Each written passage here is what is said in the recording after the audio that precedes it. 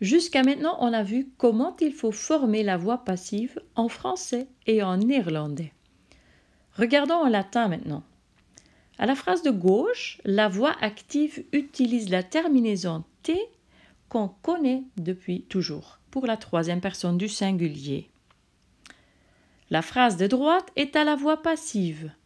Contrairement au français ou au néerlandais, le latin n'utilise pas d'auxiliaire, worden ou être, plus participe passé, mais on ajoute des terminaisons spécifiques au radical.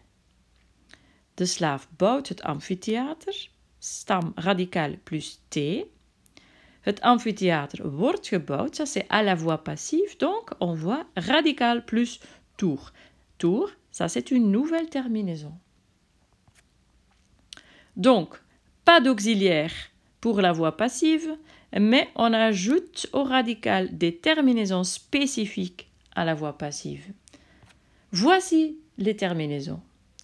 Pour l'infinitif, vous voyez amare devient amari à la voix passive, donc on ajoute la terminaison ri. Pour l'indicatif, il y a les terminaisons or, ris, tour, moer, mini, ntour.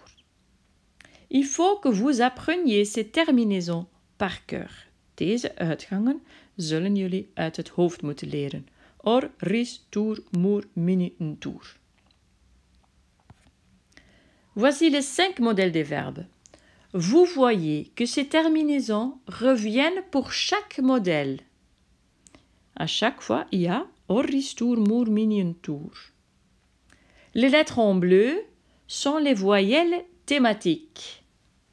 Vous connaissez déjà les règles des voyelles thématiques. Elles restent les mêmes. La voyelle thématique normale est le I. Mais, à la troisième personne du pluriel, on utilise le OU.